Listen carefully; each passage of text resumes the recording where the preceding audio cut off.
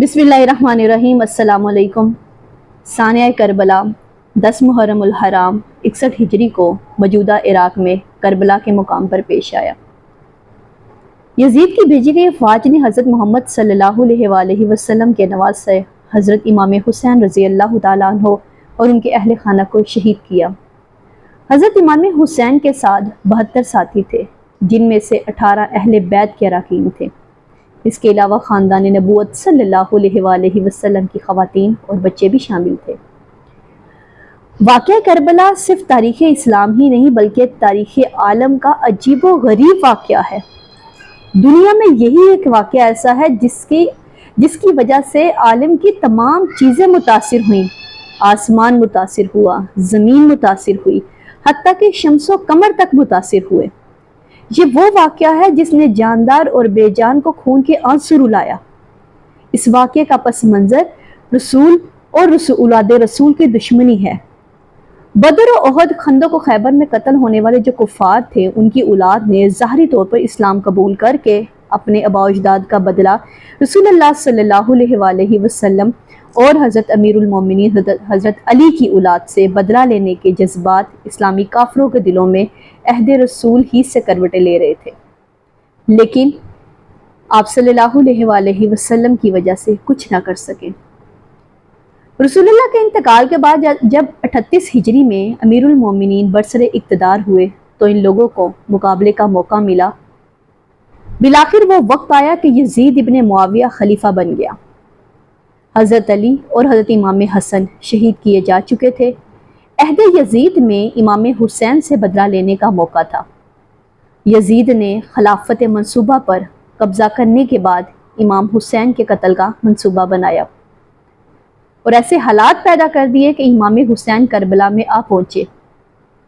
Yazid ने बारवायत 80,000 फौज भिजवा कर हज़रत इमाम हुसैन को सिर्फ चंद घंटों में मौत के घाट उतार दिया।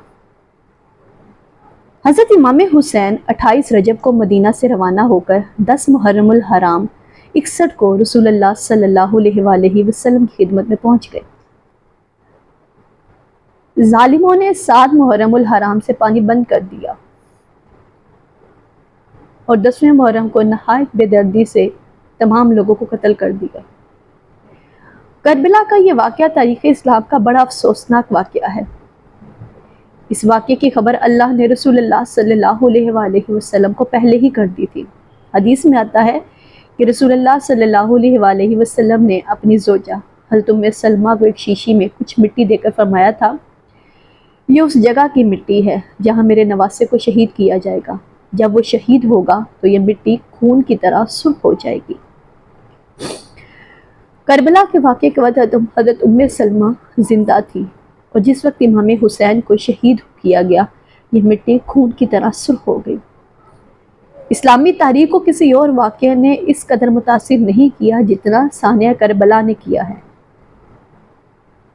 इस्लामी तालीमात का जो बुनियादी मकसद है वो बनी नूह इंसान को गुलामी से निकाल कर खुदा परस्ती की तरफ लाना था। नवासा रसूल को मैदान करबला में भूखा प्यासा रखकर जिस बेदर्दी से कत्ल किया गया, इनके जिस्म और इनके सर की जो बेहुरमती की गई, इखलाकी लिहाज से भी तारीख़ इस्लाम की ये बदतरीन मिसाल है। सानिया करबला तारीख़ इस्लाम का एक शानदार बाब है। यजीद की नामजदगी इस्लाम के निज़ाम के शरायत का जो निज़ाम है उसकी नफ़ी करती है। इमाम हुसैन ने जिस पामर्दी और सब्र से करबला के मैदान में मसाइब और मुश्किलात को बर्दाश्त किया, वो सब्र और इस्तक़लाल की लाजवाल दास्तान है। इमाम हुसैन का ये एसार और कुर्बानी तारीख़ इस्लाम का एक ऐसा बाब है जो मंजिल, शौक़ व मोहब्बत और हुर्रियत पसंदों के लिए एक आला तरीन नमूना है।